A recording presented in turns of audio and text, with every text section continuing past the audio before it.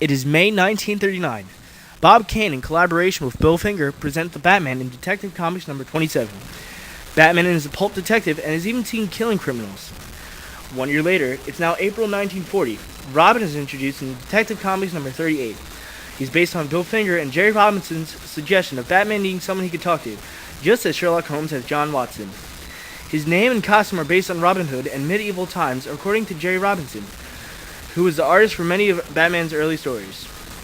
Dick Grayson's tragic origin is seen here as his parents are killed while performing their act due to a rope snapping.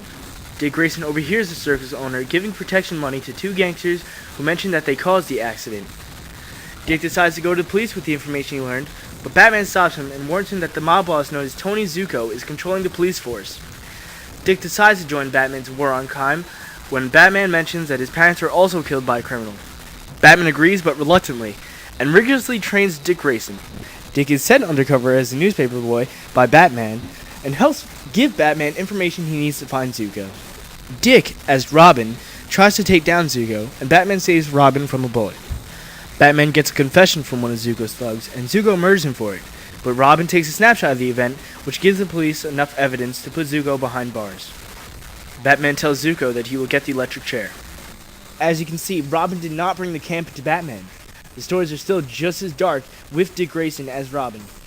This also doubled the sales to Detective Comics, which allowed Batman to have his own series in May 1940, a month after Robin was introduced. In it, Batman wasn't hesitant to kill when necessary. He saw it as a needful sacrifice. Many first appearances occurred in the series, featuring Batman and Robin, which included Joker in Batman number 1, Catwoman in Batman number 1, the naming of Gotham City as Gotham City in Batman number 4, Alfred Pennyworth in Batman number 16, Lucius Fox in Batman number 307, and so on. Yes, that's right. Robin came before Alfred, Joker, Lucius, Catwoman, and even Gotham City itself. You can blame the camp on DC after World War II, in which they want to de-emphasize social commentary and instead have a lighthearted juvenile fantasy. So did Robin create the camp? No.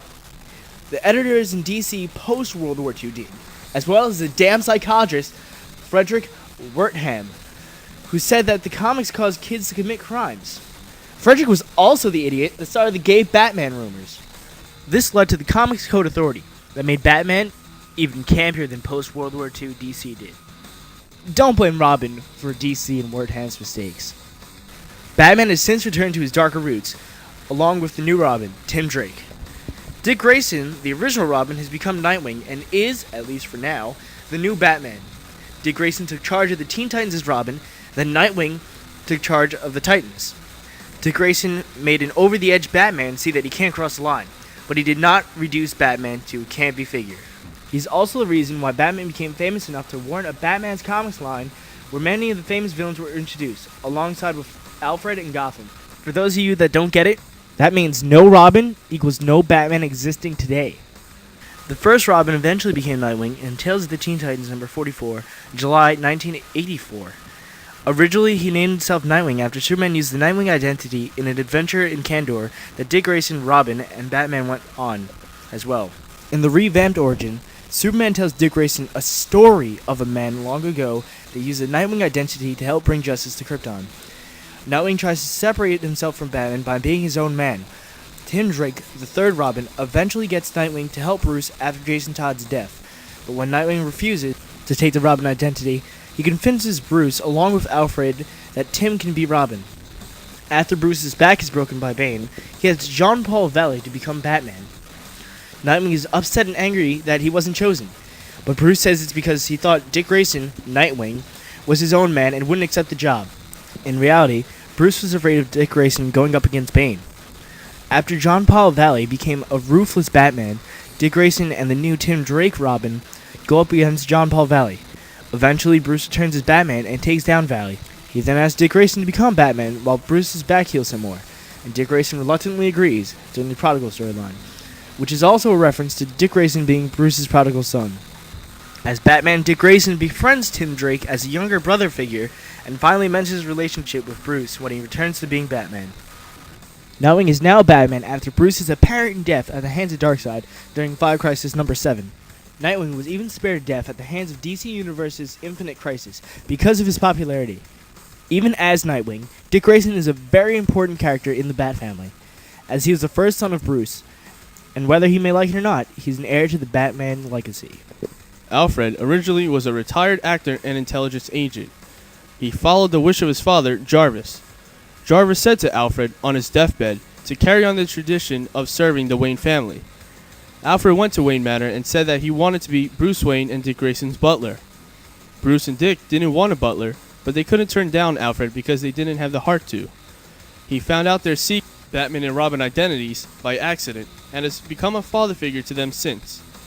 Obviously, Alfred's origin was changed much later, but in all versions of the character, he is a father figure to Bruce and his sons, the three Robins. Alfred is currently in charge of a team called the Outsiders, which he took charge of after Batman's apparent death. It is without question why he is so important to Batman. For the sake of not confusing anyone, I will give a very brief rundown on Betty Kane and Kathy Kane. Basically, they were put in as love interests to Batman and Dick Grayson Robin. Kathy Kane was Batwoman, Batman's love interest, and Betty Kane was Batwoman's niece, Batgirl, Dick Grayson Robin's love interest. They were eventually changed as well in the current comic continuum. Now, Batwoman is a lesbian, and Betty Kane is a superhero flamebird. Told you it would be short. Barbara Gordon was introduced after Catwoman was a big hit on a campy Adam West Batman TV show.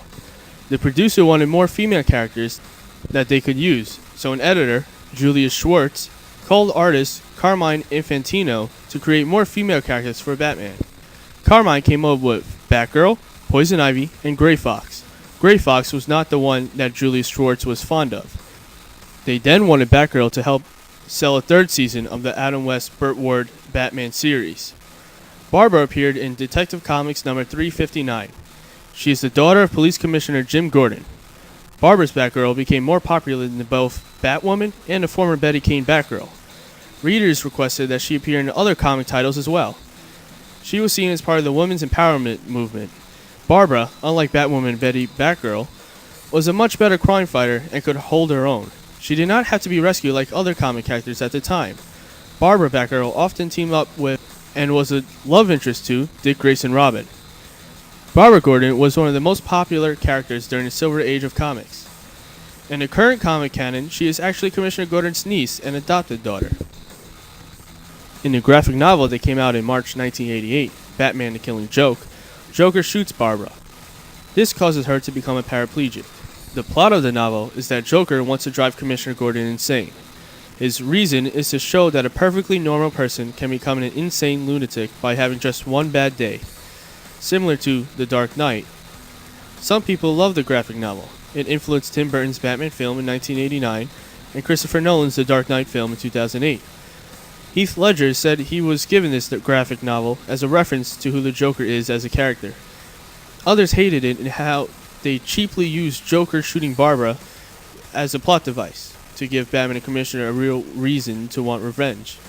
Valerie D'Orazio, a former editor of DC Comics, disliked the book and said, "It doesn't take the perspective of a woman into account.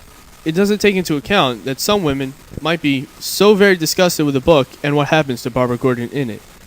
Kim Yale, comic book editor and writer, discussed with her husband, John Ostrander, comic book writer, how she found Barbara's treatment as distasteful. They then decided to bring her back as Oracle, who first appeared in Suicide Squad number 23. Oracle has since been the go-to computer genius of the DC universe. Many people, however, want Barbara to return to her mobile state. Barbara could do a lot more good as Batgirl than she can as Oracle. Also, many people agree, with Batman's advanced knowledge of biochemistry and the fact that even dead characters have come back to life, Barbara should have no trouble regaining her mobility.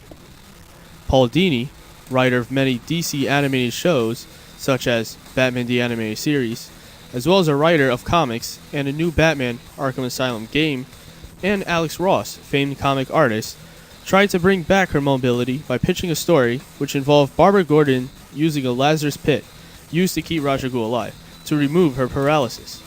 The idea was shot down because apparently DC has the false notion that everyone loved her handicapped. Now we know why Barbara's still handicapped. It's because DC wants to use her as their token crippled character. Nonetheless, Barbara was the most loved Batgirl and her creation came with Poison Ivy. She's a valuable Bat-Family character as both Batgirl and Oracle, since she helps Batman and Robin with on-field fighting as well as computer comprehension that is beyond the rest of the Bat families. She chose to become a member of the Bat Family because she wanted to do what was right, and that was her motivation. She not only gives women a strong female character that can save the day, but she gives everyone a character that does what's right, not because she has an obligation or for revenge, but simply because it is what's right.